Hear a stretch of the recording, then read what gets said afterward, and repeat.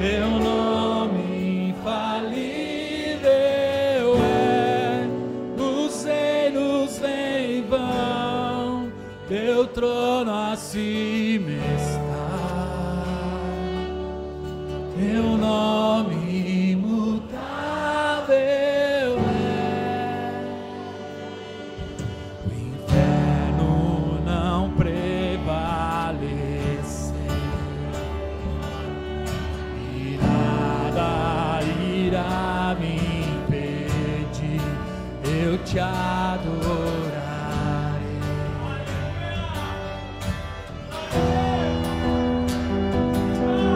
Muralhas vão estremecer,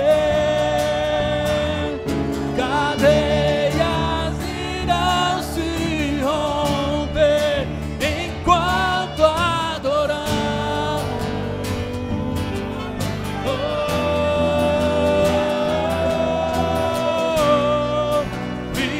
Vitorioso és, na tempestade está. Teu nome infalível é, os reinos em vão, teu trono acima está. Teu nome imutável é.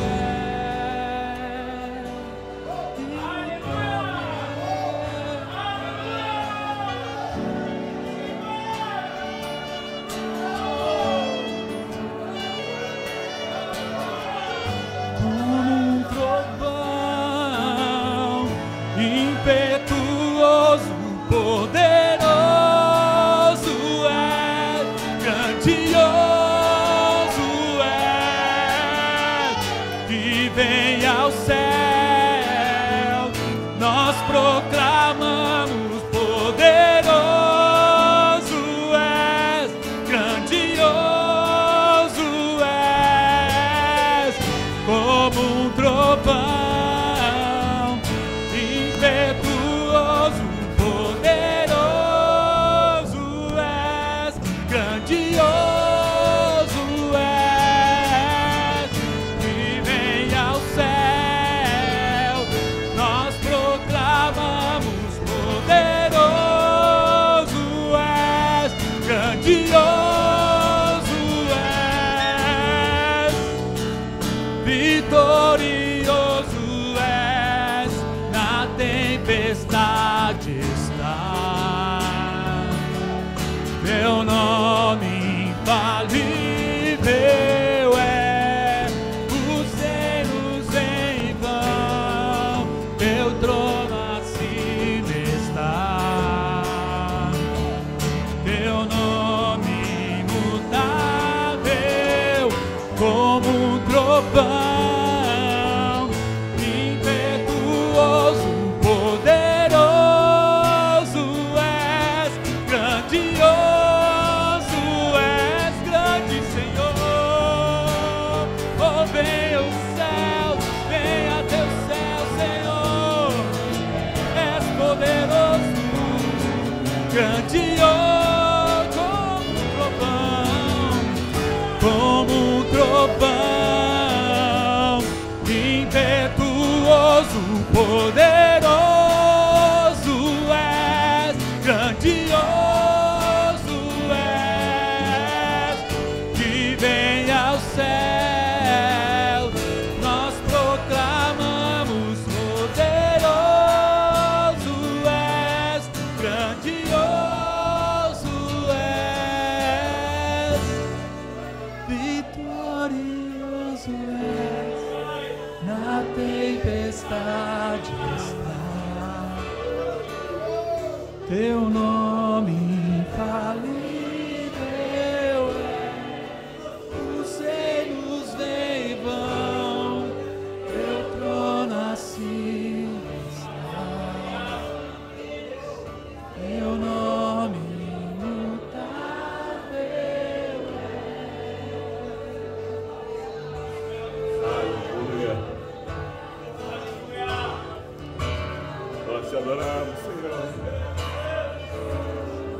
Nós estamos proclamando, Senhor, que é o Teu reino.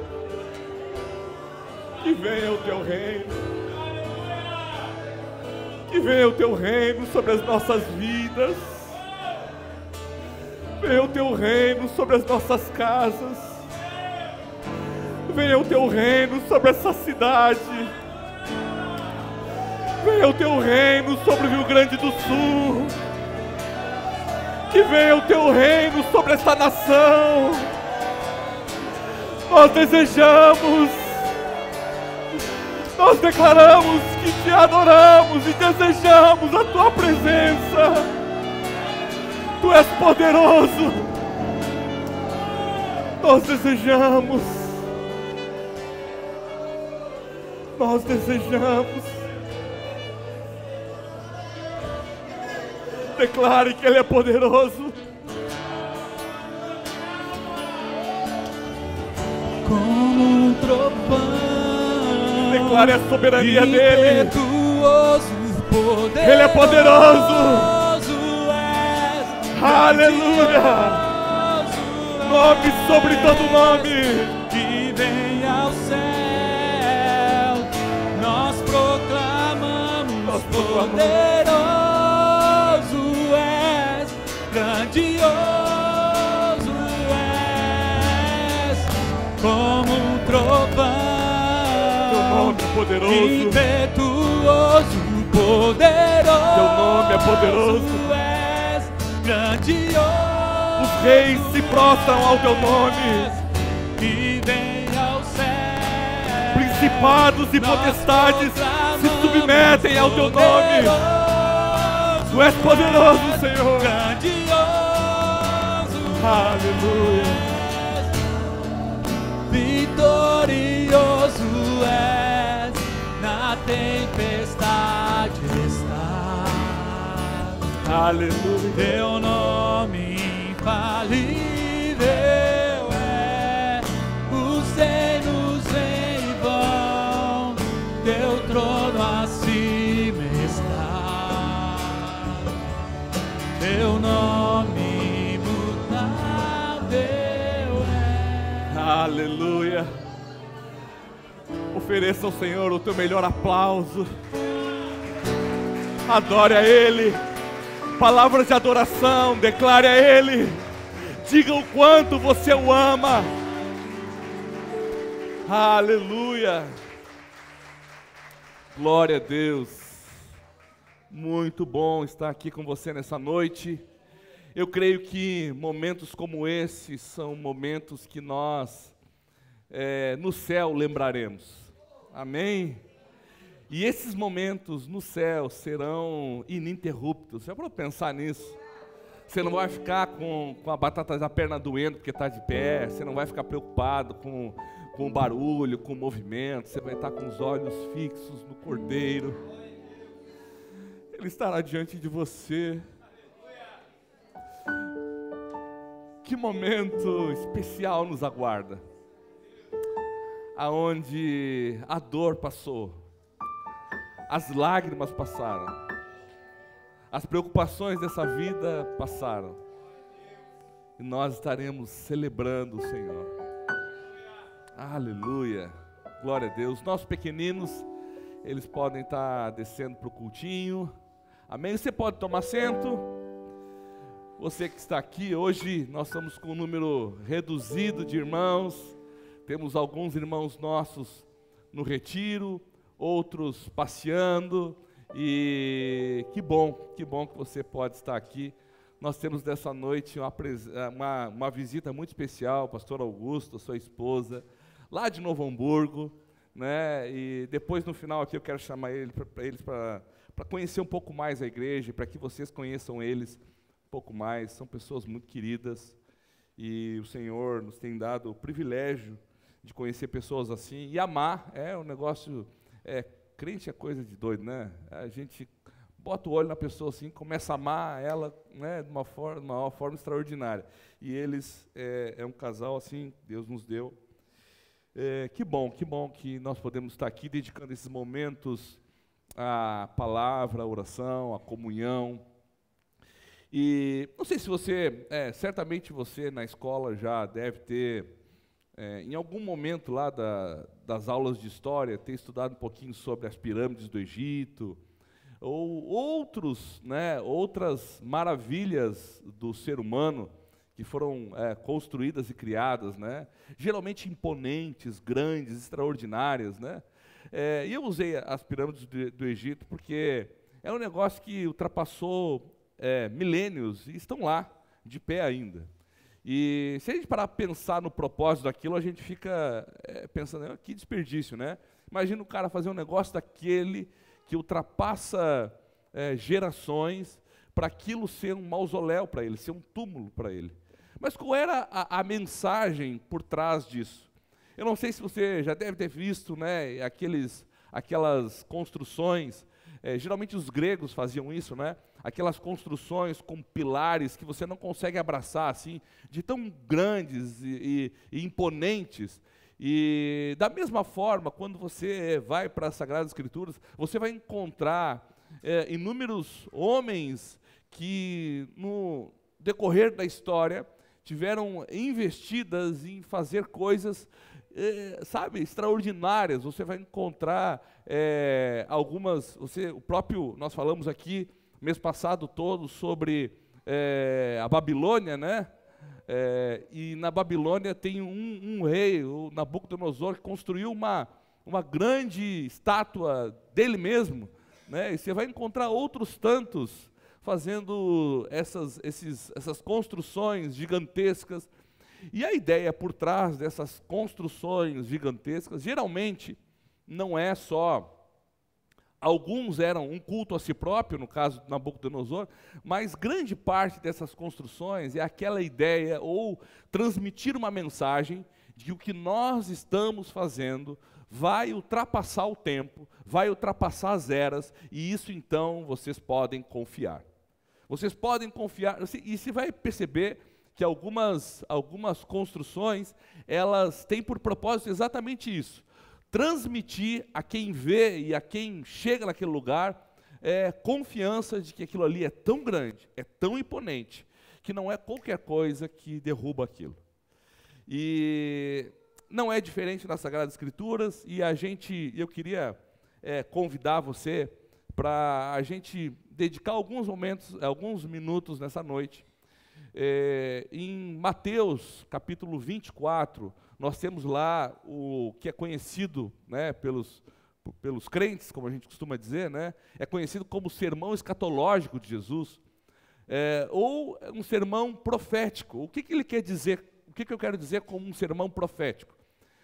Imagina que Jesus está no templo, aí ele sai do templo com seus discípulos, e aí Jesus tinha ido lá justamente para cultuar no templo, e aí ele sai do templo, e esse é o templo, é o segundo templo, é o templo que Herodes construiu, né? E não só construiu, mas como ele ampliou o templo. Então era também uma dessas construções enormes, imponentes, sabe? Poderosas mesmo aos olhos, e propositalmente Deus faz isso, mas não com o intuito de mostrar que aquilo ali tinha poder durante o tempo, mas que o próprio Deus tinha poder durante os tempos. Mas a grande questão é que os discípulos não pegaram essa mensagem, e quando eles saem do templo andando com Jesus, eles chamam Jesus e dizem: Jesus, olha só, como é grande o templo, como é imponente, como é maravilhoso, sabe? Olha o tamanho dessas pedras, e muito provavelmente foi essa conversa que eles puxaram com Jesus. Alguns anos atrás, eu e minha esposa, nós ganhamos de presente uma viagem onde nós pudemos conhecer alguns fragmentos desse templo. Hoje o que está de pé, conhecido por todos nós como o Muro das Lamentações, são os muros externos da cidade, é o que ainda sobrou daquele antigo templo, ou pelo menos do avanço que foi construído no templo. E de fato, quando você olha, são pedras extraordinárias. A gente fica pensando, como é que foi colocado isso aqui? Como que mão de obra, que trabalho. Mas o fato é que os discípulos espantados: olha Jesus, olha como é grande, olha como é forte, olha como é poderoso, olha como é resistente esse templo. Olha como não é qualquer povo que vai derrubar isso. E eles mostrando para Jesus, só que Jesus, quando sai do templo, ele olha e ele diz: olha, é verdade, isso é tudo muito grande, mas saibam que sobre isso não ficará pedra sobre pedra, isso tudo será derrubado.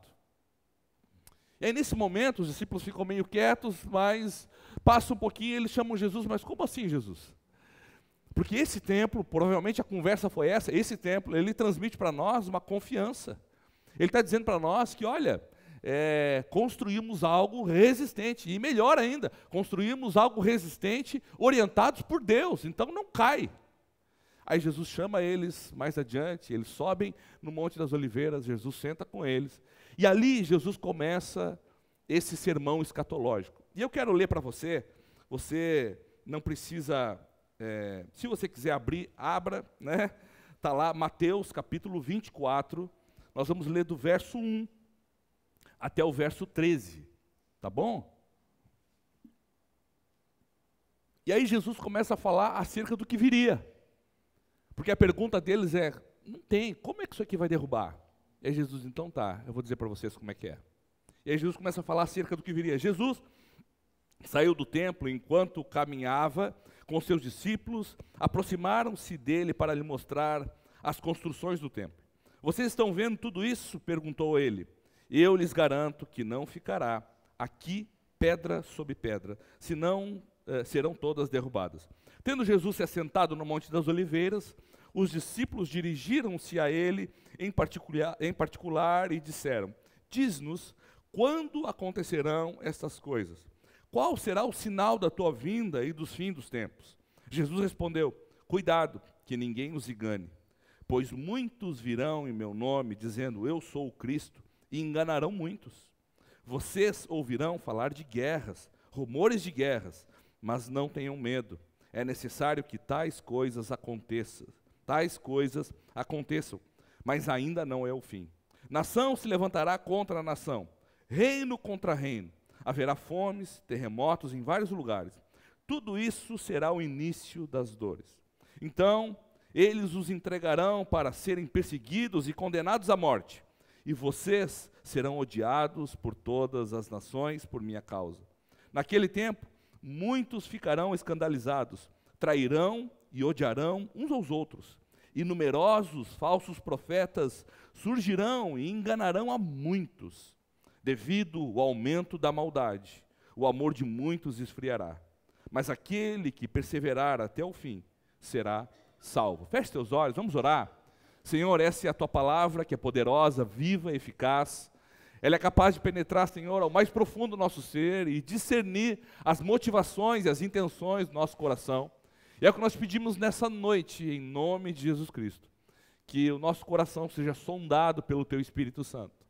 E que sejamos nós como uma boa terra, onde a palavra é lançada e ela venha a produzir frutos, e frutos esses que permaneçam. Nós te pedimos em nome de Jesus, trata conosco, não nos deixa sair daqui da mesma forma como chegamos. Afeta, Senhor, as nossas convicções por meio da Tua palavra, que é a verdade, que é lâmpada para os nossos pés, a Tua palavra que é luz para o nosso caminho. Nós pedimos em nome de Jesus Cristo. Amém. Esse é um momento onde Jesus começa a falar com os discípulos. E é por isso que eu falei que ele é uma palavra profética acerca do que viria, do que iria acontecer. E Jesus começa a dizer para os discípulos que o futuro viria, e nesse futuro estava carregando com ele alguns sinais horríveis. Alguns sinais, literalmente, que eram aterrorizantes. E claro, se você continuar lendo Mateus 24, esses sinais ainda pioram. Mas o fato é que Jesus vai dando um spoiler, hoje é uma palavra acho que a gente conhece muito bem, ele vai dando um spoiler do que iria acontecer, ele vai anunciando, olha, vai acontecer isso, depois disso, depois isso, depois isso, e a gente começa a ver aqui como Jesus estabelecendo uma lista de coisas que aconteceriam. E se a gente fizer uma leitura, não precisa nem ser uma leitura muito acurada, a gente vai perceber que algumas dessas coisas nós já estamos vendo acontecer, não é verdade? Guerras, rumores de guerras, famílias entre elas se degladiando, a gente já vê fome, e isso são coisas que nós estamos vendo ao decorrer dos séculos. Não é assim? A gente está, ao decorrer dos séculos, vendo guerras acontecendo, vendo famílias brigando, vendo fome se multiplicando, e isso se dá também devido a uma questão de equidade que a gente não acaba vivendo, mas também a uma multiplicação da população. Então a gente começa a ver essas coisas acontecendo, e a gente começa a perceber que esses sinais que Jesus lá no começo declarou, esses sinais começam a acontecer. Só que o que a gente começa, e esse texto eu gostaria de chamar a sua atenção, especificamente para o verso 12, que nós lemos quase no final da leitura que fizemos. O verso 12, e aqui eu quero ler agora numa outra versão, é uma versão um pouco mais clássica, a versão Almeida, diz assim: e por se multiplicar a iniquidade, o amor de muitos esfriará. Se eu perguntar para você, você acha que agora, nessa geração que nós estamos vivendo, o amor está se esfriando? Sim ou não? Sim, né? A gente viu agora no Rio Grande do Sul, uma menina de 9 anos que foi abusada, o criminoso foi, acho que até morreu, né? Foi linchado até a morte. Então, de todos os lados a gente está vendo que, literalmente, o amor, e aqui o amor não é o amor ágape, não é o amor de Deus, é o amor entre humanos. Mas a grande questão é que nesse texto ele vem carregando esses sinais que vão acontecendo vez após vez, e ele chega nesse ponto que aparentemente é um dos últimos pontos da lista, porque olha o que acontece. Verso 12 é o que nós lemos, verso 13 diz assim: mas aquele que perseverar até o fim será salvo. E aí o verso 14, aqui Mateus relatando as palavras de Jesus, ele diz assim: este evangelho do reino será pregado em todo o mundo como testemunho a todas as nações, e então virá o fim. Então Jesus aqui, ele como se ele estabelecesse um ponto aonde a curva muda, aonde é o fim. Então, antes do evangelho ser pregado a todas as nações, e o texto vai deixar isso bem claro, que antes de que o evangelho precisa ser pregado a todas as nações, e então é o fim, antes disso ele está dizendo, olha, porque tem se multiplicado a iniquidade, o amor de muitos está esfriando. O que me faz fazer a pergunta para você, você tem claro para você o que é iniquidade? Se eu pedir para você um sinônimo de iniquidade, o que você diria para mim? De pronto assim. Vamos lá, palavra que a gente fala muito. Sinônimo de iniquidade. Geralmente, tá, eu vou facilitar para você. Geralmente a gente vai dizer pecado, né? E a gente acaba, numa leitura, né, diária ali, a gente acaba botando no mesmo cesto pecado. A Bíblia fala de pecado, a Bíblia fala de transgressão, a Bíblia fala de iniquidade. E a gente acaba colocando tudo no mesmo cesto e tratando tudo como pecado. Só que aqui o autor, ele é específico em usar essa palavra, porque essa palavra ela não quer dizer pecado somente. Iniquidade, ela talvez numa tradução mais, honesta ou mais clara para mim e para você, iniquidade, ela vai dizer que é o pecado continuado. O pecado sem arrependimento, é o pecado vivido. É você abraçar o mal como filosofia de vida. É você abraçar a maldade, tanto que todas as vezes que você vai encontrar a palavra iniquidade no Novo Testamento, ela está se referindo a uma vida de maldade. E aqui a gente percebe que Jesus está dizendo, olha, vai chegar um momento onde as pessoas elas vão abraçar o pecado como a prática de vida. E porque isso acontece, infelizmente, o amor se esfria.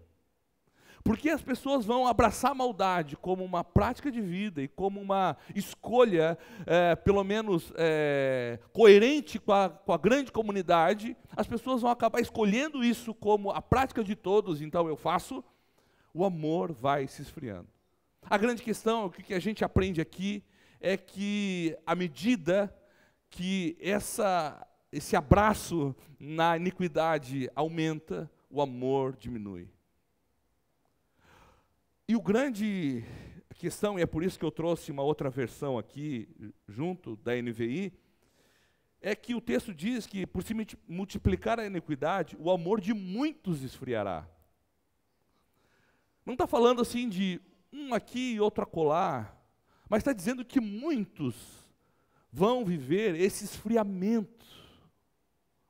Isso, para nós que entendemos que fomos alcançados pelo amor de Deus, entendemos a obra de Jesus, nos rendemos a Ele, entendemos que Ele é o nosso Senhor. A gente às vezes acha, não, isso não diz respeito a mim, mas isso diz respeito sim, porque Jesus está anunciando que no decorrer dessas coisas, uma das coisas que nós temos que fugir é da iniquidade, é dessa prática continuada do pecado, é dessa vida que abraça a maldade como um valor a ser vivido. Então, que nós, quando olhamos para esse texto, nós começamos a perceber que Jesus está chamando a atenção, desde aquele momento, para aqueles primeiros discípulos, e depois você vai ver essa mensagem sendo anunciada à primeira igreja, os primeiros cristãos, eles vão ouvindo essa mensagem, e junto dessa mensagem, existe a mensagem de esperança, de que logo o evangelho sendo pregado virá ao fim, o Senhor virá e resgatará a sua igreja. Junto dessa mensagem, havia também a mensagem de cuidado, cuidado com o seu coração, cuidado em você não abraçar práticas de pecado como um meio de vida. Cuidado quando você percebe que o arrependimento é algo raro na sua caminhada cristã. Cuidado quando você tem algumas experiências pontuais com arrependimento. Cuidado. Cuidado quando o irar-se é algo comum e cotidiano. Cuidado quando mentir é algo que já virou banal e é justificável desde que o fim, seja honesto. Manda dizer que eu não estou. Essa turma da Telefônica é chata mesmo. Não é? Telefônica não, como é que é? É velho, né? Telefônica. A gente vai anunciando a nossa idade à medida que a gente vai falando algumas coisas, né?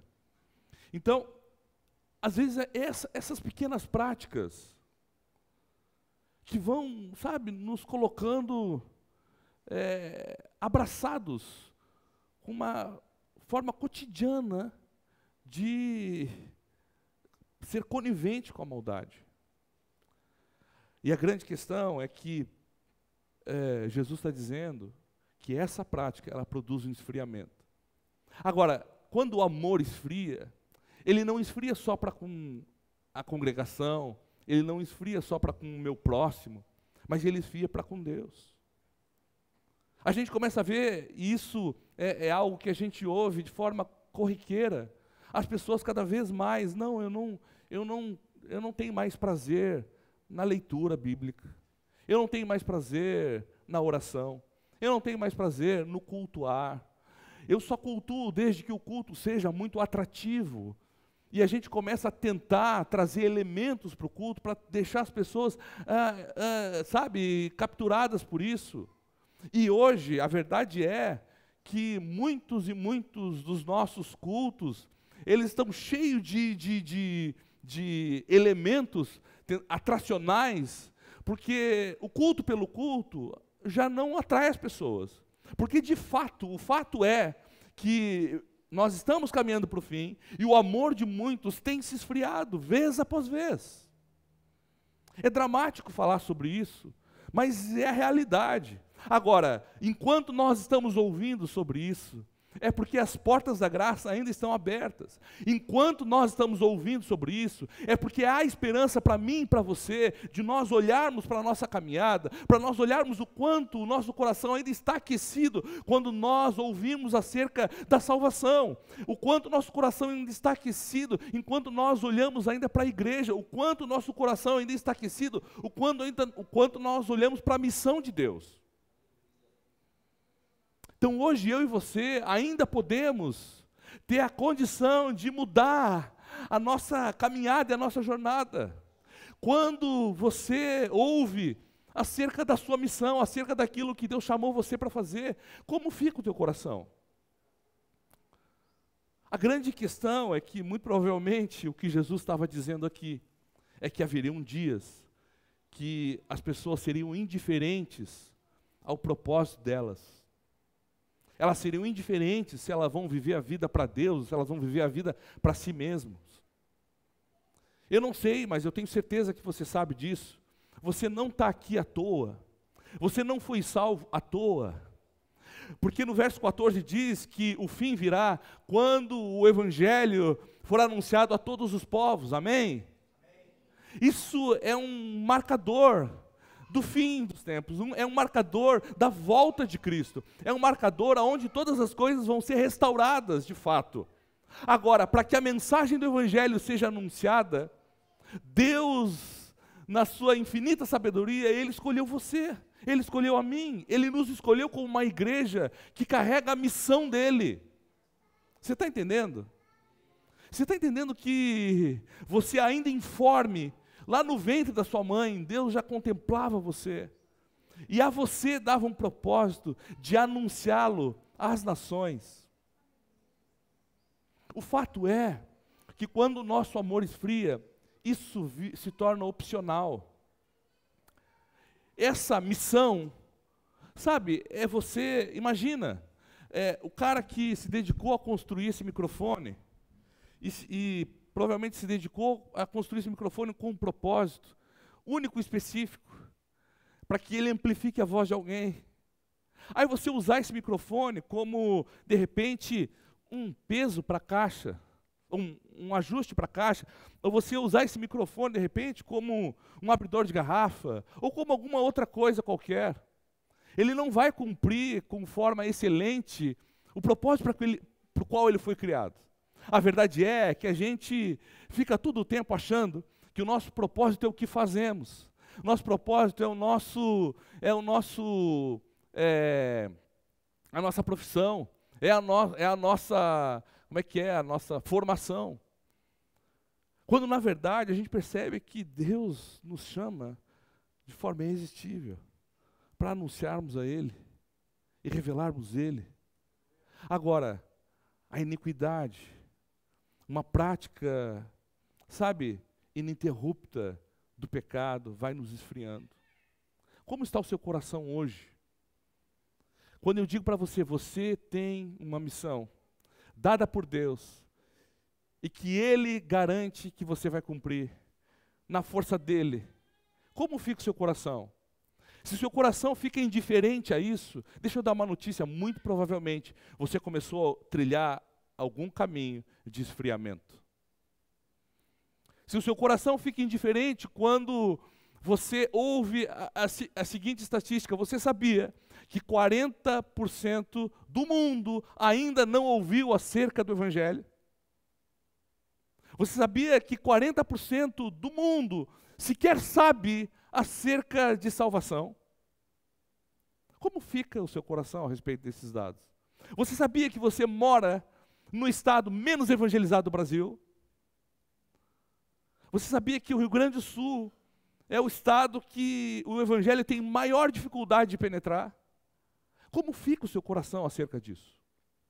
Se o meu coração e o seu coração são indiferentes a essas realidades, muito provavelmente a gente começou a trilhar algum passo, literalmente, algum passo de esfriamento.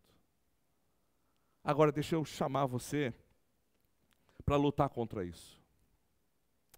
Lute contra isso orando a Deus.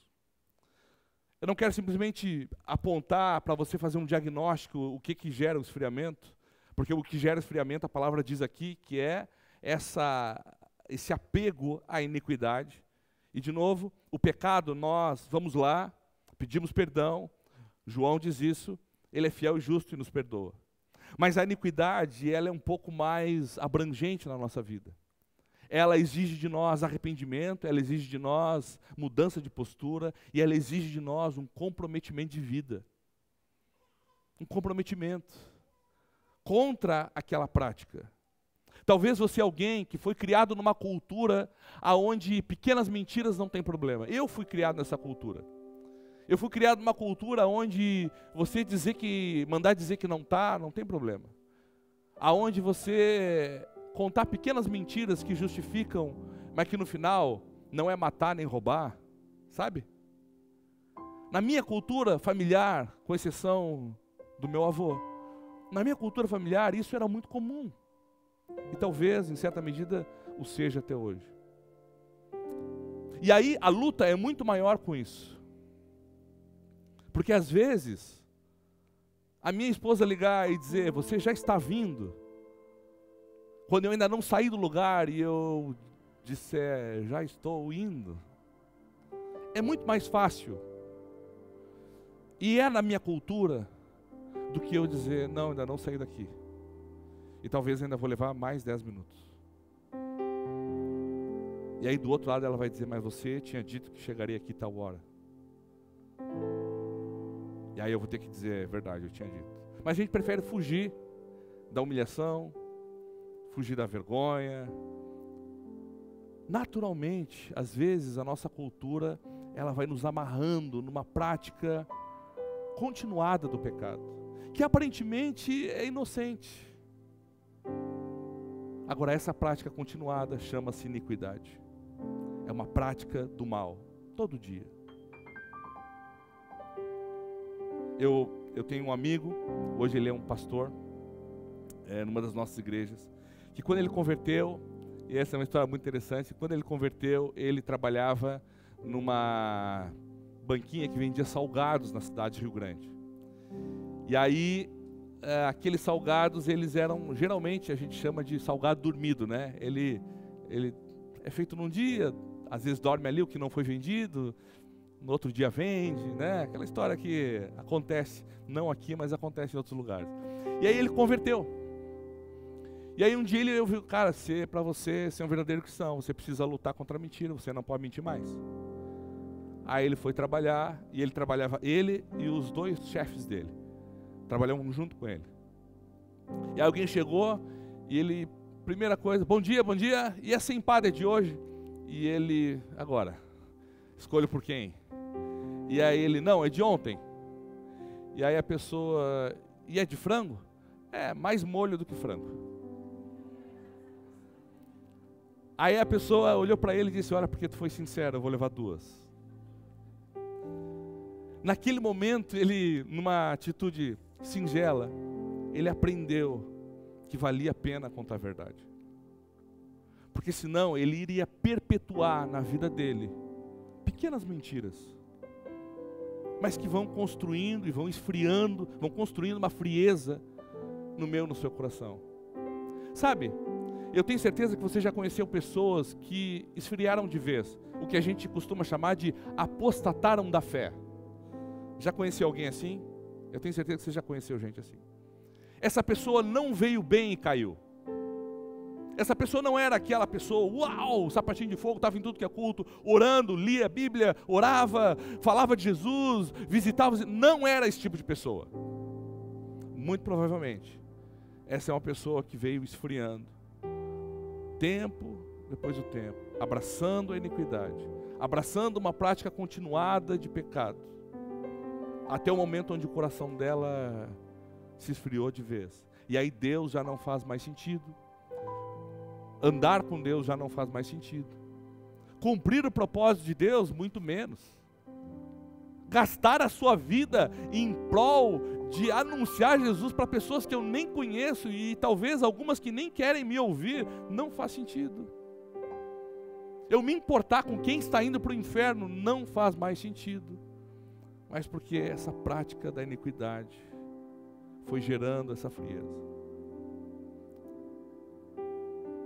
A grande questão é que nós somos convidados a combater isso. Combater isso lutando contra o pecado, abandonando o pecado. Você abandona o pecado à medida que você começa a conhecer o que é pecado. O primeiro conselho que eu daria, ou o primeiro conselho que eu dou sempre, é leia a palavra de Deus. Porque nessa palavra o Senhor vai nos ensinar acerca do que está no coração dele e do que não está no coração dele. É nessa palavra que nós vamos aprender Qual é o limite? Qual é o limite da paciência? Qual é o limite da bondade? Qual é o limite da generosidade? Qual é o limite? É nessa palavra que você vai aprender que é muito mais do que desculpar alguém. É nessa palavra que você vai aprender que é muito mais do que dar esmolas. É nessa palavra que você vai aprender que é muito mais do que construir uma vida segura para você. É nessa palavra que você vai aprender também que é muito mais do que a força do seu braço, mas é caminhar e avançar na força do poder dele. É nessa palavra que você vai aprender que quanto mais incapaz você for olhando para Jesus, mais poderoso você vai ser nessa terra. É nessa palavra que você vai aprender de fato o que é pecado, mas o que é virtude também. A palavra de Deus diz, e o Senhor nos chama para isso. Hebreus 12 diz: pois a palavra de Deus é viva, eficaz e mais afiada que qualquer espada de 2 gumes. Ela penetra ao ponto de dividir alma, espírito, juntas e medulas, e julga os pensamentos e as intenções do homem.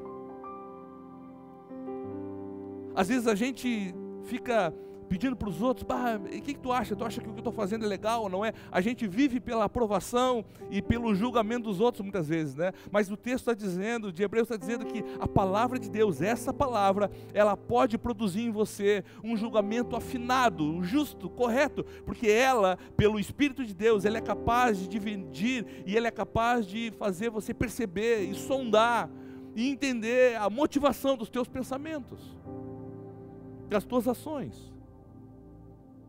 Então é por essa palavra que eu e você temos o nosso coração preservado. E essa, quando eu manejo e convivo com essa palavra, eu consigo me desvencilhar cada vez mais da iniquidade. Essa palavra vai me jogar para uma outra prática, que é a oração. Olha o que Tiago diz no seu relato. Ele diz: aproximem-se de Deus e Ele se aproximará de vocês. A oração é uma prática de nós aproximarmos de Deus, e Ele aproxima da gente. Nós precisamos entender que o nosso coração, ele carece da presença de Deus. Ele carece do falar de Deus. Se nós não correspondemos a essa carência do nosso coração com Deus, nós vamos tentar corresponder com alguma outra coisa. Grana, prazeres, conquistas, intelecto, aplausos, alguma coisa a gente vai tentar corresponder esse anseio que está no nosso coração, que de fato é pela presença de Deus. Você já deve ter visto isso na sua vida. Você já deve ter gastado boa parte ou grande parte da sua vida tentando responder dilemas que estão aí dentro, com coisas, com práticas, não é? Não é assim que funciona? A gente começa a achar que não tem o suficiente, aí corre desesperadamente para ter. Começa a achar que não pode o suficiente, aí você vai, mergulha, se capacita, é o melhor, mas ainda assim falta. Por quê? Porque é um relacionamento com Ele que responde essas coisas. É um relacionamento com Deus que responde essas coisas. Agora, essa vida onde nós conhecemos Ele conhecemos quem Ele é acerca da Sua palavra, e essa vida onde nós desenvolvemos uma prática de oração com Ele, essa vida nos livra, essas práticas nos livram de nós cairmos nesse esfriamento. Porque o relato de Jesus é que muitos vão cair. Lute para que você não caia. A caminhada cristã não é uma caminhada passiva, aonde se resume a vir no culto aqui domingo e está tudo feito. É muito mais do que isso. Exige o seu comprometimento. Porque a verdade é que talvez muitos e muitos que estão dentro das nossas igrejas estão com o coração já congelado para as coisas de Deus. Eu não vou fazer essa pergunta, mas eu tenho certeza que se você estivesse num ambiente seguro o suficiente para levantar a mão e dizer: olha, as coisas de Deus para mim hoje são um fardo, eu tenho certeza que algumas mãos seriam erguidas. Às vezes isso está revelando um esfriamento na nossa caminhada. Ou, às vezes não, certamente está revelando um esfriamento na sua caminhada. E você precisa responder a isso de forma ativa. Pastor, então eu não preciso orar? Não, você precisa orar, você ora, apresenta isso a Deus, apresenta a sua limitação, apresenta a Deus o teu arrependimento, mas você levanta e faz o que é preciso fazer. Você precisa conhecer o Deus que você serve. Não é suficiente você vir aqui domingo após domingo. Não é suficiente você ler um versículo da caixinha de promessa. Não é suficiente para você se manter de pé na caminhada cristã. Não é suficiente. Você, inevitavelmente, se você não se dedicar a conhecer quem é Jesus, se você não se dedicar a conhecer quem é o Deus que chama você, você vai esfriar. Inevitavelmente. Você precisa, eu preciso dedicarmos tempo sabendo quem Ele é e quem Ele diz que nós somos. A gente não faz ideia o tanto de gente que toma decisão errada na vida porque não sabe quem é aos olhos de Deus. Talvez você é uma dessas pessoas que escolheu uma forma de vida completamente contrária àquilo que Deus desenhou e planejou para você, e agora você está lá amargando uma frustração porque não sabia e não sabe quem você é aos olhos dele. Você e eu precisamos nos aproximar dele. Não ache você que essa oração que a gente faz aqui no culto, aquela oração do almoço, Senhor, abençoa essa refeição, ou aquela oração antes de dormir, Senhor, que a gente começa acordado e termina dormindo já. Até tem uns memezinhos, né? Senhor, abençoa meu inimigo, né? Como é que é? Tem um monte de memezinhos, o cara não consegue nem terminar de orar, porque já está mais para lá do que para cá, já dormiu. Essa prática rasa e rala de oração, ela não vai sustentar você no dia mau. Você está entendendo isso? Você está entendendo que vai existir um dia mau para todo mundo? Você está entendendo que a sua fé vai ser posta à prova? Você está entendendo que a sua família, a sua casa vão ser desafiados? Vocês vão passar pelo fogo, nós vamos passar pelo fogo. E a grande questão é nós não deixarmos o nosso coração esfriar. Eu queria convidar você a se colocar de pé.